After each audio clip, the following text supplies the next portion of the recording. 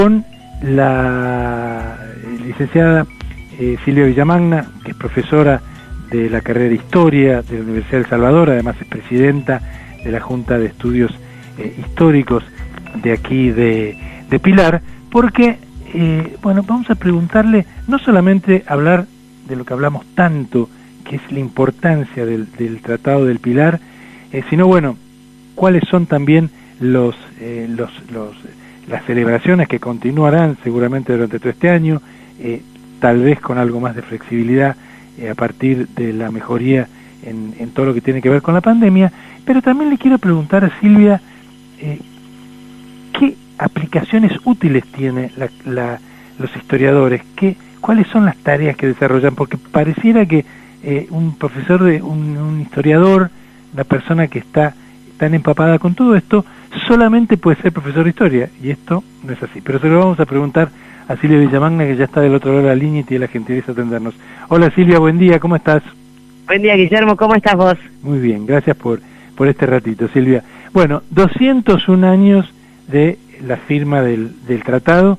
Ya el año pasado, que fueron los 200, y había un año entero de celebraciones proyectadas, se vio por supuesto empañado por la pandemia. ¿Alguna de esas actos, alguna de esas eventos que habían organizado, se van a poder trasladar a este año? Mira, todavía nosotros no estamos seguros de cuán presencial van a hacer algunos eventos, sí. Sobre todo por el tema de la capacidad y porque a veces vos organizás pero no tenés certeza de cuántas personas vienen. Claro, y es difícil, estamos eso es cierto. Evaluando lo mixto, pero es un poco difícil, ¿no? Una cosa es que vos tengas toda la gente conectada, y otra cosa es que tengas mitad presencial, mitad conectada. Es un poco un experimento. Sí, pero lo interesante es que, bueno, vos habrás escuchado que el martes el concejal Iván Giordano presentó un libro. Sí, señora. Ayer le hicimos una nota a Iván con respecto a esto, porque es muy importante, sobre todo por la edad que tiene Iván Giordano, ¿no? Claro. Joven, y que haya sido una iniciativa de un chico joven, en realidad, esta edición de este libro y haberlo escrito. Eso es muy importante, ¿no? Sí, además tener la facilidad que, bueno, se puede pasar el PDF por mail, pero bueno, vos sabés que yo pienso que el impreso es imbatible, ¿no? En muchos sentidos. Durará siempre. O por lo menos para mi generación, no la tuya, porque soy mucho más chiquita, pero por lo menos para mi generación los libros son imprescindibles. De hecho, más allá de que ya prácticamente no lo utilizo, pero todavía el placer del diario papel no logro reemplazarlo. Sí, creo que es irreemplazable. Sí, Humberto Eco, hace mucho, para cuando empezaban los 2000, que empezaban a digitalizarse algunos libros, sí, le preguntaron si él auguraba el fin del impreso. Sí. Y él decía algo, me parecía muy gráfico, es como pensar que se puede reemplazar un tenedor. Claro, vos podés comer de otra forma, claro, pero el tenedor es un elemento único, ¿no? Así cierto. Que bueno, algo así creo que pasa con lo impreso. Seguro. Antes de preguntarte la importancia en sí de la carrera de historia, que es importantísima y que para mí tiene aplicaciones en miles de actividades y de disciplinas, pero ¿cuál es el factor saliente? ¿Y por qué? Esto te lo he preguntado muchas veces, ¿no? Pero la gente es bueno que lo escuche varias veces. ¿Por qué no tiene la trascendencia la firma del Tratado de Pilar que tienen otros eventos históricos que tal vez inclusive son hasta de menos importancia para lo que después fue y es hoy día la República Argentina? Sí, tal cual. La explicación primera que a mí se me ocurre pensar es que en el Tratado del Pilar, sí, resulta vencido, derrotado, es el intento de un gobierno muy centralista que había en Buenos Aires, sí, y que en ese momento todavía no existía la provincia de Buenos Aires como una entidad, claro, ¿no? Surge a partir de la derrota de Rondó en la batalla de Cepeda. Claro.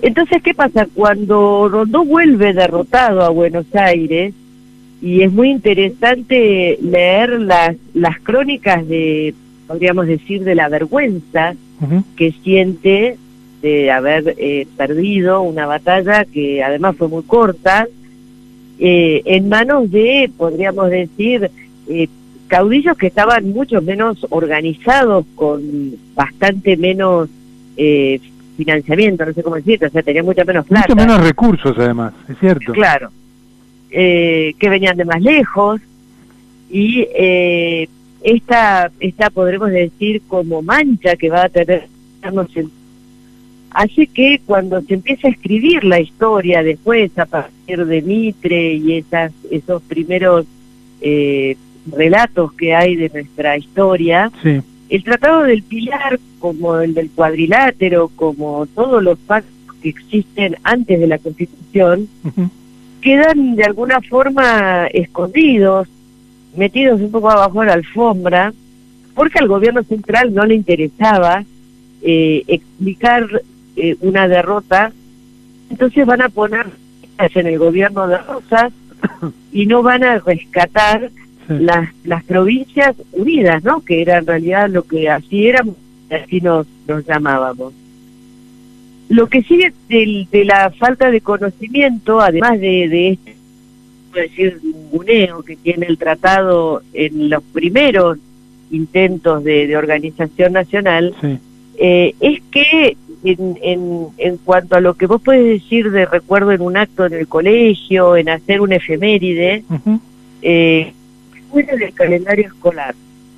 Entonces, por más esfuerzos que por ahí uno quiere ponerle, una cosa es decir, hoy, 23 de febrero, se firmó el Tratado del Pilar, y otra cosa es arrancar en junio, ponele, diciendo el 23 de febrero se firmó el tratado. Claro, no tiene el momento y la fecha no es lo suficientemente buena como para que en los colegios se hable el tema, obviamente. Exacto. Sí. Sumado a que cuesta mucho que se conozca, porque bueno, yo la otra vez, el 23, leía algunos saludos y se confunde la fiesta patronal del Pilar con el tratado, ponen feliz día de la fundación de Pilar, entonces creo que también el desconocimiento, y bueno, en eso la Junta tiene un trabajo importante. Mirá, tratar de diferenciar, sin duda, de Pilar con lo que es el tratado y el federalismo a nivel nacional. El otro día me preguntaba alguien que vive hace poco tiempo aquí en Pilar, pero que por supuesto, como todo argentino, y sobre todo como toda persona que nació en la provincia de Buenos Aires, básicamente, deberíamos todos conocer exactamente la historia, pero me dijo, mira, yo no sabía que Pilar se llamaba así por la firma del tratado. Claro. Se confunde hasta eso, ¿no? Claro. Por eso te digo, en realidad lo primero que uno tiene que tratar de hacer, además de estudiarlo, es tratar de difundirlo. Claro. Y por eso te agradezco que vos siempre nos das el espacio, porque en realidad la forma de llegar por ahí a un público más masivo, más allá que las charlas el año pasado que vos hacías referencia, bueno, vino un montón de gente, pero bueno, la masividad por ahí de los medios y que a alguien le interese es muy meritorio, ¿no? Sin duda. Silvia, ahora sí te quería preguntar un poco, ¿por qué la carrera de historia que se cursa, por ejemplo, aquí en Pilar, se cursa, y vos sos profesora en la Universidad del Salvador, la gente tiene un poco idea, bueno, sí, es casi un perfeccionamiento de la docencia, porque después pueden ser profesores de historia, y la realidad es que un historiador tiene un amplísimo campo de acción, ¿no?, con esta carrera, ¿no? Sí, acá en Pilar la carrera de historia todavía no está, o sea, está la Facultad de Historia, Geografía y Turismo, sí, de la que depende, por ejemplo, la carrera de Turismo y Hotelería, pero todavía la de Historia no está. Ajá. En el profesorado que están ahí en la plaza, el 21, sí, en la Universidad de Luján. Yo creo que la historia, como muchas ciencias, podríamos decir, sociales, ¿no? Puede ser geografía, sociología, letras. Históricamente se entendían como una actividad docente y no de investigación, que por ejemplo en Europa o en Estados Unidos son carreras científicamente organizadas. Y que tienen una salida laboral enorme, ¿no? Dentro del campo de la investigación, enorme. Tal cual. Incluso son consultados. El año pasado, yo con el motivo de la pandemia, sí, yo les daba historia en otras carreras, y estábamos estudiando con los chicos de Relaciones Internacionales la pandemia de lo que se llama la gripe española, sí, que en realidad afectó a Estados Unidos en 1919. En Estados Unidos, ¿no? ¿Cómo? Se inició en Estados Unidos, ¿no? Sí, se inició y la mayor cantidad de muertos, tuvo más muertos por la gripe que por la Segunda Guerra, claro, que por la Primera Guerra, perdón. Claro, claro. ¿No? Y hay bueno, yo les hacía leer, vos no sabés la cantidad de foros, de congresos, de historiadores de la salud, específicamente de esa pandemia, ¿no? O sea, te quiero decir que la investigación es importante, y sabés que la historia tiene eso de ser maestra de vida, como decían los primeros historiadores, y el mensaje muy alentador, porque en estos foros los investigadores decían que ya para 1920 sí, la vida en Estados Unidos había vuelto a la normalidad, ¿no? No habían tenido mayores secuelas, si bien habían tenido gran cantidad de muertos, en los diarios, en las actividades, habían retomado la práctica. Con lo cual la investigación me parece que nos sirve a nosotros hoy para no ensombrecernos, ¿no? No sé, Guillermo, si vos viste que hay como visiones muy apocalípticas de la actualidad, de cómo son los jóvenes, del calentamiento global, y hay a lo largo de la historia muchísimos eventos que te hacen acordar a lo que nos está pasando hoy, ¿no? Claro, claro. Y hay muchas cosas además que te aporta la historia, en cosas simples. Vos me dabas recién el ejemplo de los datos de la gripe española en Estados Unidos. Yo, por ejemplo, y la verdad que lo desconocía absolutamente, porque es algo que uno ni siquiera lo ve ni en el colegio secundario, y mucho menos en las universidades. Pero yo no sabía que, por ejemplo, el hecho de la ley que obliga a los colegios a tener ventanas y aulas que den al exterior, tiene que ver con una normativa que se dictó a partir de la epidemia de fiebre amarilla. Exacto. Decían, bueno, hace falta que las aulas estén ventiladas, que se establezcan corrientes de aire. Todo eso te habla un poco de la importancia enorme que tienen los datos históricos, básicamente, para tenerlos en cuenta y aplicarlos en el presente, ¿no? Exacto. El problema de la investigación en historia en nuestro país concretamente es que los archivos estuvieron poco accesibles. Sí. Ahora hay una mejora con la digitalización que favorece un poco más. Están, por ejemplo, todos los censos digitalizados, tenés, una posibilidad mayor, pero la investigación es árida en el sentido que vos no tenés resultados inmediatos. Claro, ¿no? Claro. Por ahí estás horas leyendo para sacar un renglón de conclusión. Entonces, por eso implica de parte de quien se dedica al estudio y a la historia en particular, un método que no todo el mundo tiene, y una forma de estudio y un interés, básicamente, ¿no? Una facilidad para ese tipo de cosas. Pero yo el otro día le comentaba justamente a Iván, ahí cuando estábamos en la presentación, sí, que el caso de Pilar, vos sabés que Pilar es asombroso como tipo de crecimiento, sí, y por ahí vos te pones a charlar y parece que es de ahora, ¿no? Que industrial, que los barrios cerrados, y cuando lees los censos, en 1820, para la época que se firma el Tratado del Pilar, la superficie del partido era el doble de la actual. Ajá. Llegaba hasta el río Reconquista, bueno, y después lindaba con Luján hasta el río, o sea, todo Escobar, toda esa parte. Todo eso era Pilar. A Pilar. Y en el censo de 1822, pero bueno, 2 añitos nomás ahí, Pilar tenía 3.100 y pico de habitantes. A los 8 años siguientes, cuando se divide, digamos, hay una nueva división administrativa, si querés, durante el gobierno de Rosas, el distrito de Pilar pierde la mitad del territorio. O sea, queda a la mitad de lo que es actualmente. Y duplica la población. O sea que el crecimiento de Pilar... Ahí ya se da el primer punto de crecimiento importante a tener en cuenta, ¿no? Imagínate que perdiendo la mitad y subiendo al doble, no soy muy buena en matemáticas, pero como que es mucho mayor. Es un índice de crecimiento enorme. Claro. Es un índice de crecimiento. Y así lo vas estudiando durante todo el siglo XIX. Pilar vive creciendo mucho más que sus partidos vecinos.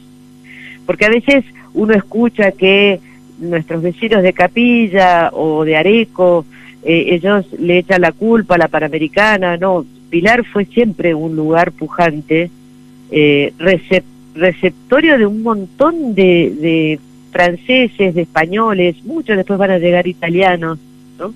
Pero digo, la historia nos tiene que enseñar como pilarenses que este crecimiento no es de ahora, de los últimos 20 o 30 años, ¿no? Claro. Y tal vez, seguramente, factores como el hecho de tener una muy buena comunicación con la capital de la República es importante, pero también es importante que la gente siga eligiéndolo. Mágicamente, ahora, mira, la venta que se han hecho de terrenos, el otro día lo hablaba con Aide Burgueño, la venta de terrenos que ha habido durante la época de pandemia, y la cantidad de gente que va a venir y la inversión que hay prevista para el año, todo este 2021, e inclusive el 2022, el año próximo, es impresionante. Quiere decir que la gente sigue eligiendo Pilar con respecto a otros lugares, porque equidistante de la ciudad de Buenos Aires y de la capital hay muchas regiones y muchas localidades, y sin embargo sigue Pilar siendo importante. Evidentemente depende, y seguramente tienen que haber muchos factores, pero la gente sigue eligiendo esta zona. Eso es muy importante, ¿no? Tal cual.